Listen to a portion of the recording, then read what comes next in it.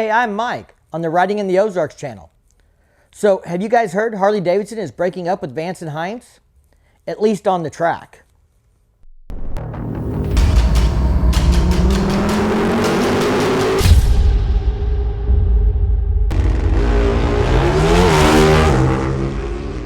I haven't seen anybody else cover this on YouTube, so let's get into it and let you guys know what's going on.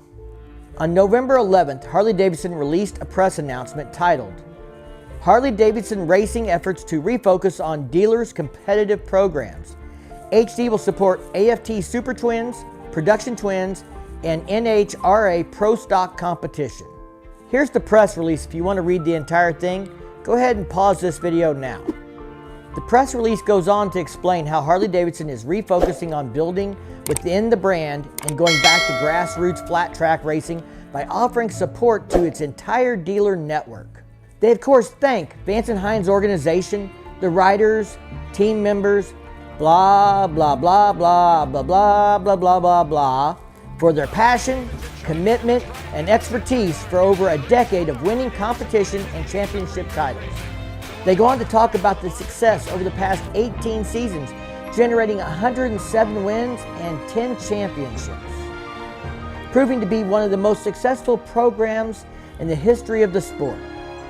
Vance and Hines will continue to manufacture and support the sale of the XG 750R, Super Twins, and Production Twin bikes to qualified teams.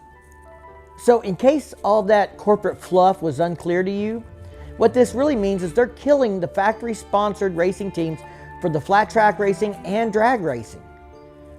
They're offering some form of support to dealer-sponsored teams instead, but there were no details about what that level of support looks like. I found out about this whole thing from an article that was shared by Law Tigers where there was an interview of Terry Vance. I'm going to touch on that in a minute, but first, I don't want to skip over what this means to the dealers. Just look at it. Dealers are closing and consolidating, and don't think they aren't. The dealer closest to me just announced that they're consolidating 2 locations into one. They announced due to market conditions and strategies, they're closing Ozark Harley-Davidson effective January 30th, 2021. About 3 years ago, the second closest dealership to me closed also. So now, instead of a 50-mile drive one way, I'm looking at 80 miles one way to the nearest dealership. In October, Gales Harley-Davidson, a 50,000 square foot dealership with about 50 employees, parted ways with Harley-Davidson because she could not maintain that dealership at that level that she'd been operating at after HD announced plans to drastically reduce the number of motorcycles that they are producing. Thus, gave way to the birth of Gales Power Sports. It's going to be a store where they're going to sell a variety of motorcycles, classic cars, dirt bikes, ATVs, side-by-sides, and scooters. In a time when dealerships are struggling, you expect them to develop race teams? Really, Harley-Davidson? I think Harley's screwing the dealers once again, and the race fans too. You might think, well, Harley-Davidson's going to take the money they invested in the corporate race programs and sink it into this new grassroots effort, right? Yeah, well, here's why I don't think that'll happen. In that article I mentioned a minute ago, it was published by Thunder Press, and Terry Vance had this answer when asked why. It really all boils down to numbers. For any business, budgets must make financial sense, or there's trouble. That's why things ended. Right now, spending money on racing just doesn't make financial sense for Harley-Davidson. It's a great company with a great history and a superb product and a powerful, compelling brand. But they want and need to trend in the right direction, sales and cost-wise. And this decision is just part of that. Any smart business would probably make the same decision. Maybe not me, because I'm a racing guy and I'm obviously biased, but it makes sense for them.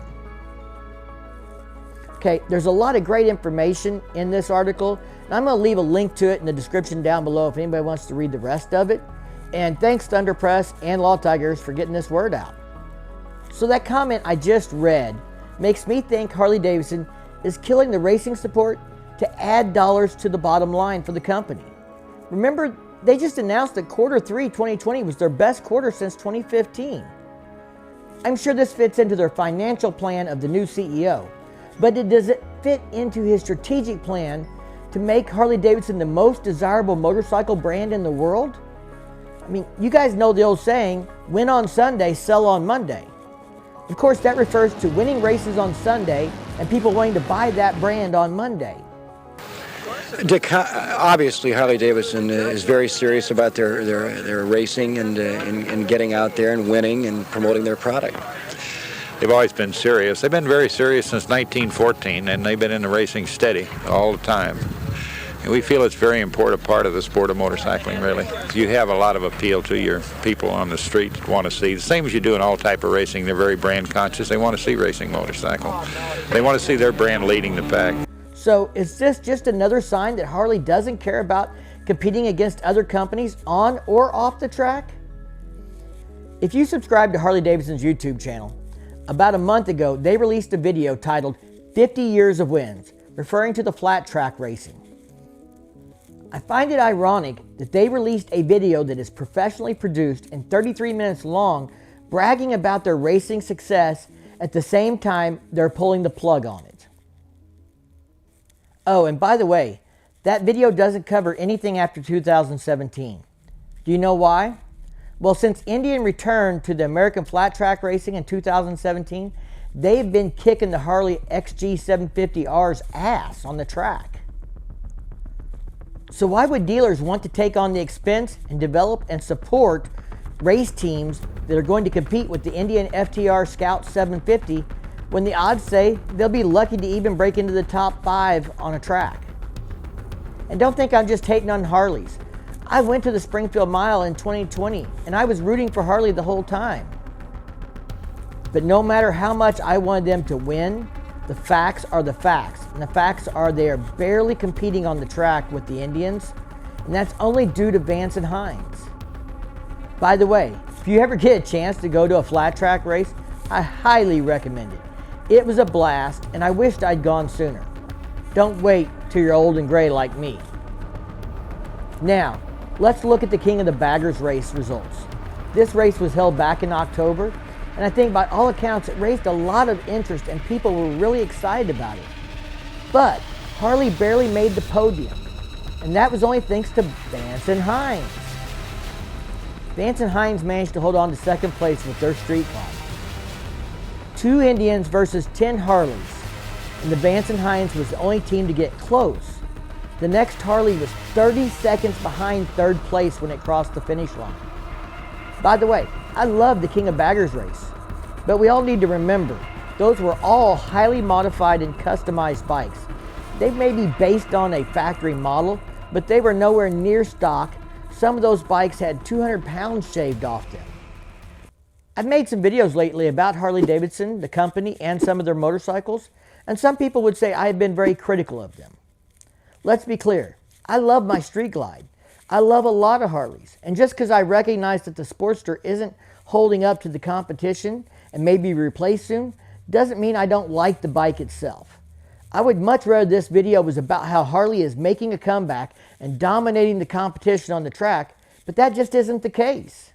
This move smells of cost cutting and trying to improve the bottom dollar from a financial perspective, and it's not about innovating or developing better bikes or being more competitive. Let's hope Harley gets back into racing after spending some money on innovating and improving the motorcycles that they are developing so that they can be more competitive on the track. I hate the idea of going to the Springfield Mile and not seeing a single Harley-Davidson in the field. I hope they make up with Vance and Hines because I think they have a beautiful relationship and it's been very successful over the last 20 years. So leave me a comment down below. Let me know, do you watch drag racing? Do you watch flat track racing? Did you watch the King of Baggers race? Do you think Harley being on the track does anything to improve the motorcycles we buy as consumers? Do you think racing as a whole is diminishing and the whole topic is irrelevant? If you like this video, give it a big thumbs up. If you do that YouTube thing, check out the content on my channel. And if you dig it, make sure you hit that subscribe button down below. Don't forget to ring that bell to be notified the next time I drop a new video. And as always, thank you for your support. Stay safe and keep on riding.